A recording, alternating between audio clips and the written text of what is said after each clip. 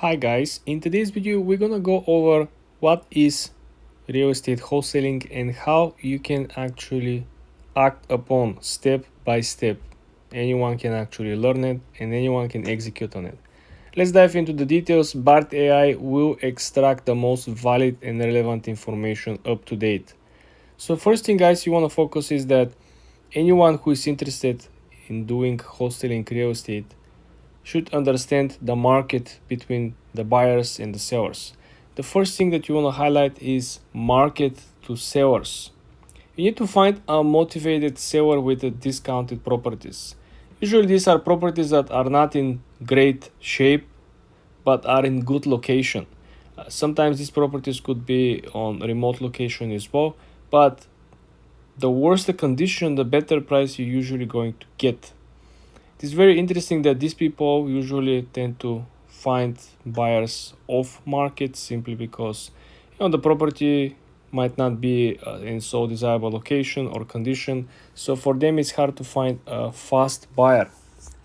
The second step is to negotiate a contract. When you find this distressed property, you want to make sure that you have the negotiation skills so you will be able to lower the price, which will increase your potential revenue. Secure the property at the price below the market value, and then consider repairs and expenses. Understand the closing costs and the timeline. Each state, guys, has different laws where sometimes the buyer pays the closing costs, sometimes the seller pays the closing cost. The third thing that you want to focus is build a buyer list. Once when you actually resell a couple of properties, you already going to have connections. You will have people who on a daily basis are buying properties. So you want to create your list of contacts. So when you end up finding a new property, your goal is always to sell the property as soon as possible. So if you have this list on hand, it will be easy and smooth process. Step number 4 is to find a cash buyer. This is going hand by hand with the previous point. You want to make sure that you market the contract to your buyers list. Remember, you're exchanging the ownership of the contract of the property that you found with a new buyer.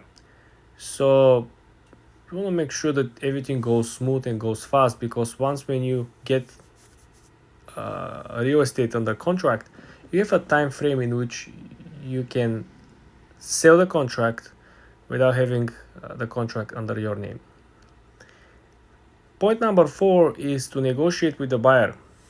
You have to agree on the price that covers your contract cost, closing costs, marketing expenses, and of course desired profit. Ensure that they understand that when you sell something as is, meaning that you're not going to put any work or finishes or any upgrades. Anything that they see on the photos is what they're going to get.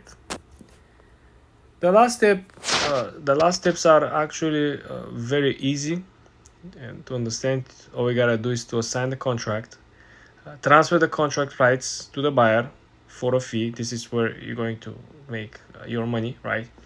For example, you found a property for 400,000 that has a market value of 550,000, right?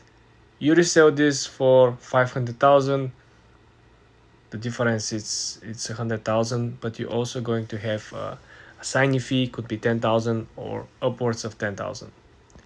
Step number 7 is choosing to double close. This simply includes purchase price of the property. You have to pay for it. That's the downside. And then resell it quickly. That's a little more advanced strategy, which I definitely could not recommend for beginners. The last step is 8. You need to close the deal and facilitate the closings between the buyers and the sellers, ensuring everyone fulfills their obligations. You want to make sure that the seller actually gets paid and the buyer gets the property, has the contract, and has the name on it. Remember, you always need to do your due diligence. Don't go out there and follow someone else's steps, someone else's analysis on particular region or particular property or sector. It's always good to network and build relationships with the people from the industry, and you should always consult with professionals. For more videos like this, guys, subscribe and like this video.